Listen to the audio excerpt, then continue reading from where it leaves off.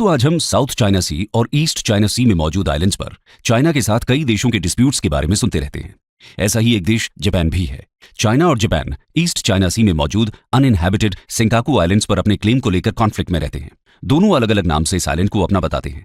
Japan इनको Senkaku कहता है, वहीं चाइना इन्हें डायोयू नाम देता है। खैर ये तो इनके रीसेंट डिस्प्यूट्स का केवल एक पहलू है, लेकिन अब आपको बता दें ये दो ईस्ट एशियन नेबर्स आपस में कई हजार सालों का इतिहास शेयर करते हैं। स्ट्रेट ऑफ कोरिया और ईस्ट चाइना सी के द्वारा सेपरेटेड ये दो कंट्रीज कई सदियों से दो सिबलिंग्स के जैसे रिलेशंस शेयर करती आई हैं। इतिहास में एक लंबे समय तक दोनों ने एक दूसरे के कल्चर, एडमिनिस्ट्रेशन और सिविलाइजेशन को इन्फ्लुएंस किया। इसके साथ ही दोनों के बीच मिलिट्री कॉन्फ्लिक्ट्स का एक लंबा दौर रहा है। तो आखिर क्या है कहानी इन दोनों देशों के डिस्प्यूटेड रिलेशंस की? इनके बीच कब, क्यों और किस तरह की तकरार देखी गई? आज के वीडियो में हम आपको इतिहास के इन्हीं पन्नों से रूबरू कराएंगे। तो आइए शुरू करते हैं इस इंटरेस्टिंग डिस्कशन को। Traces of first war. दोस्तों चाइना की अलग अलग डिनेस्टीज के साथ जापानीज एम्परर्स ने मिक्स्ड रिलेशंस शेयर किए। चाइनीज हिस्टोरिक टेक्स्ट में जापान का सबसे पहला मेंशन बुक ऑफ लेटर हान में ईयर 57 में देखने को मिलता है, जिसमें यह लिखा गया है कि चाइना की हान डिनेस्टी के किंग ने जापान को एक गोल्डन सील दी थी। इस सील को 18th सेंचुरी में नॉर्दर्न क्यूशू में डिस्कवर किया गया। ओल्डर और लार्जर चाइनीज सिविलाइजेशन ने अपने यंगर ब्रदर जापान को कई सदियों तक इन्फ्लुएंस भी किया और इंटिमिडेट भी। उसी तरह जापान ने भी चाइना की राइटिंग सिस्टम, इसकी architecture, cuisine, culture, literature, religion, philosophy और लॉ को इन्फ्लुएंस किया।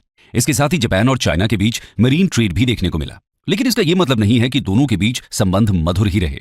उदाहरण के लिए 663 एडी में चाइना और जापान के बीच बैटल ऑफ बैकांग लड़ा गया। यहां एक तरफ चाइना का तांग किंगडम और कोरिया के सिला किंगडम था, जबकि दूसरी ओर कोरिया के बैकी किंगडम और जापान का यामाटो किंगडम था। उस समय कोरिया पेनिनसुला 3 किंगडम्स के द्वारा रूल किया जा रहा था। ये 3 किंगडम्स थे गोग्युरियो, बाइकजे और सिला। ये चाइना और जापान का सबसे पहला रिकॉर्डेड कॉन्फ्लिक्ट था। सिला चाइना की तांग डिनेस्टी के साथ मिलकर इस पूरे कोरियन पेनिनसुला को रूल करना चाहता था। सिला गोग्युरियो को डिफीट करना चाहता था और गोग्युरियो बागजे का एलाय था, और जापानीज किंगडम यामाटो इस वॉर में बैकजे को सपोर्ट कर रहा था। इसमें उन्होंने बैकजे की मदद के लिए 30,000 ट्रूप्स और अपने सबसे स्ट्रांग मिलिट्री जनरल आबेनो हिराफू को भेजा था। लेकिन इस वॉर में सिला तांग फ्लीट के द्वारा जापान और बैकजे की बहुत बुरी हार हुई। उसी साल बैकजे किंगडम भी कोलैप्स कर गया। 668 तक सिला और तांग की अलायंस ने मिलकर गोगुरियो को भी कैप्चर कर लिया। सिला किंगडम ने कोरियन पेनिनसुला को यूनाइट किया, वहां से तांग चाइना को एक्सपेल किया और मॉडर्न डे कोरियन पेनिनसुला की फाउंडेशंस एस्टैब्लिश की। अब क्योंकि कोरियन पेनिनसुला पर सिला किंगडम का राज था, ऐसे में जापान का मेनलैंड एशिया के साथ एक्सेस ब्लॉक हो गया। इस दौरान जापानीज अपने यहां फोर्टिफिकेशंस करते रहे। इस वॉर के खत्म होते ही तांग ने जापान के साथ कॉर्डियल रिलेशंस एस्टैब्लिश किए। जापान ने इस बीच चाइना में अपनी न्यूमरस इंपीरियल एम्बेसीज एस्टैब्लिश की, क्योंकि जापान चाइना की सोफिस्टिकेटेड सिविलाइजेशन से काफी इंस्पायर था। इस दौरान जापान ने चाइना से कल्चरल, सोशल और साइंटिफिक डोमेन्स में क्रूशियल लर्निंग्स हासिल की। यहां पर यह गौर करना जरूरी है कि जापान ने चाइनीज इंस्टीट्यूशंस और प्रैक्टिसेस को एज इट इज बोरो नहीं किया, बल्कि उन्होंने केवल उन नॉर्म्स को सीखने की कोशिश की जो उनकी खुद की सोसाइटी के लिए सूटेबल थे। खैर 1900 एडी में चाइना की ग्रेट तांग डिनेस्टी कोलैप्स कर गई और इसके बाद चाइना में अलग अलग कंपीटिंग ग्रुप्स उभरने लगे। इस डिसयूनिटी के बीच बढ़ती लॉलेसनेस के दौरान जापान और चाइना के डिप्लोमैटिक मिशंस भी कुछ सफर करने लगे। जापान के रूलर्स का मानना था कि अब बाहर से कोई थ्रेट नहीं है, तो इसीलिए उनको चाइना के साथ स्ट्रॉन्ग रिलेशंस की भी जरूरत नहीं है। इसके बाद 13th सेंचुरी में मंगोल्स ने चाइना पर अटैक किया और चाइना के बाद उनकी नजर जापान पर पड़ी। लेकिन जापान ने माइटी कुबलाई खान के एम्पायर का सबऑर्डिनेट बनने से इनकार कर दिया। इसके बाद उन्होंने जापान को कैप्चर करने के लिए एक मैसिव फोर्स असेंबल की। पहले 1274 और फिर 1281 एडी में उन्होंने जापान पर अटैक करने की कोशिश की, लेकिन दोनों बार मंगोल फ्लीट्स को भयानक टाइफून्स का सामना करना पड़ा और इस तरह जापान मंगोल्स के इन्वेजन से बच गया। जापान में इनको डिवाइन विंड्स या कामिकाजे का नाम दिया गया। जापानीज लोगों का मानना था कि ये विंड्स गॉड ने जापान को इस ग्रेटेस्ट डेंजर से बचाने के लिए भेजी हैं। अब जापान अपनी इंडिपेंडेंट और यूनिक कल्चरल डेस्टिनी को परस्यू करने के लिए एकदम तैयार था। वो कैसे, आइए देखते हैं। Foundations of imperialism in Japan. दोस्तों जापान पिछली कई सदियों से आइसोलेशन में रह रहा था, लेकिन वो अब भी इस रीजन में चाइना के डोमिनेंस से वाकिफ था।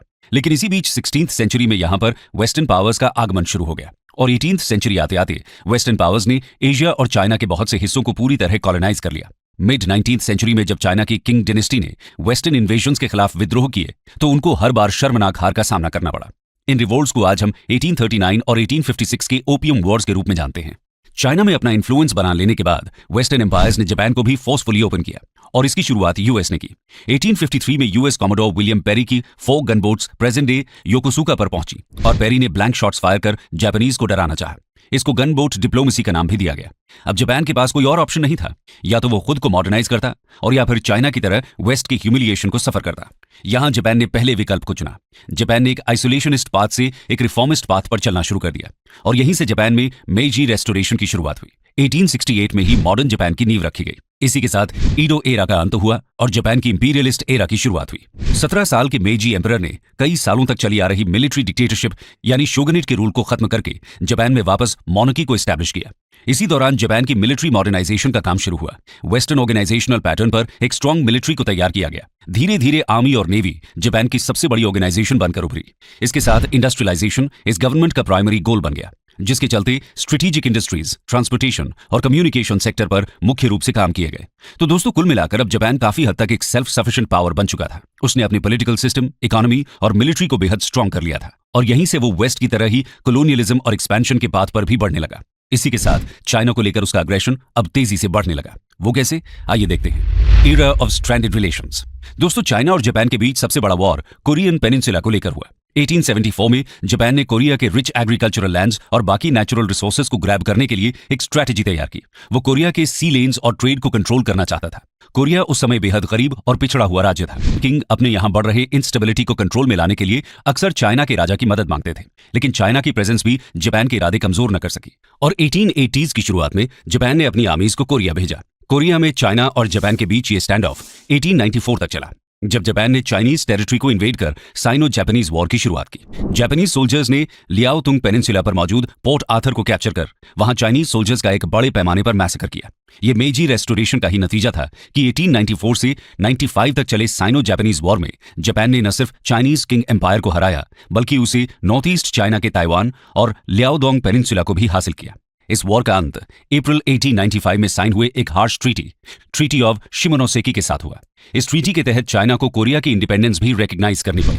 इस बार चाइना किसी माइटी यूरोपियन पावर से नहीं, बल्कि एक समय पर चाइना के ही वसल स्टेट रहे जापान से हारा था और इसलिए यह डिफीट और भी ज्यादा ह्यूमिलिएटिंग थी। इसके बाद जापान ने उसके और ताइवान के बीच मौजूद इंडिपेंडेंट आइलैंड को कैप्चर किया। इस आइलैंड को तब ryukyu आइलैंड और आज ओकिनावा कहा जाता है। जापान यहां भी नहीं रुका। कोरिया में अपनी प्रेजेंस को मजबूत करने के लिए उसने रशिया के साथ भी वॉर किया।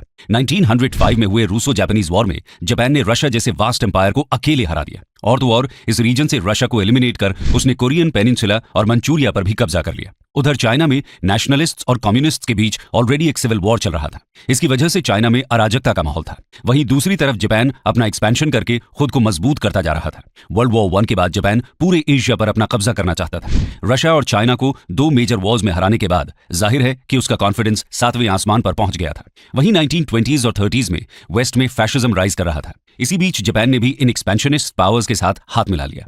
इस समय जापान के कुछ एक्सट्रीम एलिमेंट्स के द्वारा जापान के पीएम का भी असैसिनेशन कर दिया गया और अब पूरे देश पर आर्मी का कंट्रोल एस्टैब्लिश हो गया। अब सबसे पहले जापान की नजर रिसोर्स रिच मंचूरिया पर पड़ी। चाइना में चियांग काई शेक की चाइनीज नेशनलिस्ट पार्टी और माओ जेडोंग की कम्युनिस्ट फोर्सेस के बीच सिविल वॉर चल रहा था और इसी का फायदा उठाते हुए इंपीरियल जापानीज आर्मी ने मंचूरिया को इन्वेड किया और उसकी जगह मंचूकू नाम का एक पपेट स्टेट एस्टैब्लिश कर लिया। लीग ऑफ नेशंस द्वारा जापान के इस एक्शन को क्रिटिसाइज किया गया। इसके बाद 1933 में जापान ने लीग ऑफ नेशंस से भी विथड्रॉ कर लिया। इसके बाद जापान की हिम्मत और भी ज्यादा बढ़ गई। इसके बाद के सालों में जापान धीरे धीरे चाइना की नॉर्दर्न टेरिटरीज को कैप्चर करने लगा। 1931 से 1937 के बीच चाइना और जापान के बीच बड़े छोटे क्लैशेस चलते रहे, लेकिन 7 जुलाई 1937 को मार्को पोलो ब्रिज पर जापान और चाइनीज फोर्सेस के बीच एक बड़ा क्लैश हुआ, जिसके बाद जापान ने चाइनीज सिटीज पर एक फुल स्केल इन्वेजन लॉन्च किया और यहीं से सेकेंड साइनो जापानीज वॉर की शुरुआत हुई। अगस्त 1937 में जापान ने ताइवान और क्यूशू से चाइना के शंघाई और नानकिंग शहर पर वॉर किया। नानकिंग के इन्वेजन के शुरुआती 6 हफ्तों में जापानीज आर्मी के द्वारा बेहद हीनस वॉर क्राइम्स कमिट किए गए। कुछ रिपोर्ट्स में बताया गया है कि इस दौरान जापानीज आर्मी ने यहां 20,000 वुमेन को रेप किया। इसके बाद उनके प्राइवेट पार्ट्स को काटकर उनको मार दिया गया। इतना ही नहीं, इस बीच उन्होंने चाइनीज सिविलियंस के साथ लूटपाट, टॉर्चर्स और खुलेआम शूटिंग की। इसमें लगभग 40,000 से 3 लाख चाइनीज सिटीजन्स और सोल्जर्स मौत के घाट उतार दिए गए। इस हॉरिबल इंसिडेंट को नानकिंग मैसेकर या फिर रेप्स ऑफ नानकिंग के नाम से जाना जाता है। ये मॉडर्न हिस्ट्री के सबसे इनफेमस वॉर क्राइम्स में गिना जाता है और इस इंसिडेंट ने इन दोनों कंट्रीज के रिलेशंस पर सबसे बड़ा स्ट्रेन डाला है।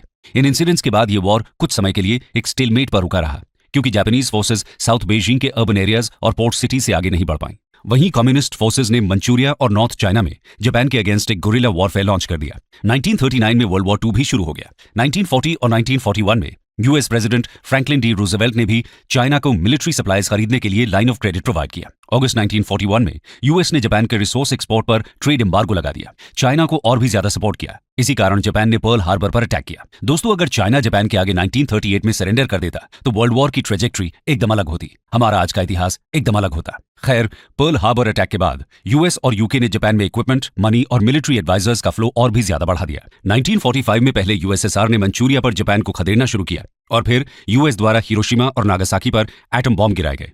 इसके चलते जापान ने फाइनली सरेंडर कर दिया। सेकेंड साइनो जापानीज वॉर में लगभग 14 से 20 मिलियन लोगों को अपनी जान गंवानी पड़ी और सोवियत यूनियन के बाद वर्ल्ड वॉर II में सबसे ज्यादा कैजुअलिटी सफर करने वाला चाइना दूसरा देश बन गया। लगभग 100 मिलियन चाइनीज यानी देश की 1/6 पॉपुलेशन अपने खुद के ही देश में रेफ्यूजी बन गई। ये वॉर अपने पीछे एक कॉम्प्लेक्स लेगेसी को छोड़ गया। चाइनीज पॉपुलेशन के मन में एंटी जापानीज फीलिंग्स कभी खत्म नहीं हुई। 1989 के इनफेमस तियाननमेन स्क्वायर मैसेकर के बाद चाइनीज स्कूलिंग में पेट्रियाटिक एजुकेशन एक नॉर्म बनकर उभरने लगी। इसके तहत चाइना की कम्युनिस्ट पार्टी ने अपने इंटेलेक्चुअल यूथ का फोकस डेमोक्रेटिक इंस्पिरेशन से हटाने के लिए जापान के प्रीवियस क्राइम्स की तरफ करने का प्रयास किया। उनका कहना था कि अगर यूथ ने यहां पर डेमोक्रेटिक या नेशनलिस्ट गवर्नमेंट एस्टैब्लिश करने की कोशिश की तो जापान जैसे एनिमीज उन पर फिर से अटैक कर सकते हैं। यानी कम्युनिस्ट पार्टी के ऊपर मंडरा रहे इस थ्रेट को रिमूव करने के लिए चाइनीज गवर्नमेंट ने इस नए फॉरेन टारगेट को एनिमी के रूप में पोर्ट्रे किया। हालांकि जापान पिछले 30 सालों में चाइना के एक मेजर ट्रेडिंग पार्टनर के रूप में उभरा है, लेकिन चाइना में एंटी जापानीज सेंटिमेंट्स लोगों के दिलो दिमाग पर आज भी मौजूद है। अब आप में से कुछ लोग सोच रहे होंगे कि चाइनीज इस तरह का रिजेंटमेंट वेस्टर्न पावर्स के अगेंस्ट क्यों शो नहीं करते हैं। उदाहरण के तौर पर ओपियम वॉर्स के दौरान ब्रिटिशर्स ने भी चाइना के यंग लोगों को ड्रग एडिक्ट बनाया था। इन वॉर्स के समय चाइना का इकोनॉमिक और साइकोलॉजिकल लेवल पर बहुत एक्सप्लॉयटेशन किया गया था। तो ऐसे में केवल जापान ही इस क्रिटिसिज्म का शिकार क्यों है? और ये बात जापान के केस में भी लागू होती है। हिरोशिमा और नागासाकी बॉम्बिंग्स में एक वेस्टर्न पावर ने जापान को पूरी तरह डिस्ट्रॉय कर दिया था, लेकिन आज जापान और वेस्ट के बीच बहुत कॉर्डियल रिलेशंस देखने को मिलते हैं। यहां तक कि जापान की इकोनॉमी भी कैपिटलिस्ट प्रिंसिपल्स को स्ट्रांगली फॉलो करती है। तो आखिर केवल चाइना के साथ ही ऐसा बिहेवियर क्यों देखा जाता है? एक्सपर्ट्स के मुताबिक इसके पीछे रेसिस्ट और एथनिसिटी जैसे बहुत से फैक्टर्स काम करते हैं और कहीं ना कहीं एक नेबर द्वारा किया गया हमला एक दूर के दुश्मन द्वारा किए गए आघात से कहीं ज्यादा दुखदाई और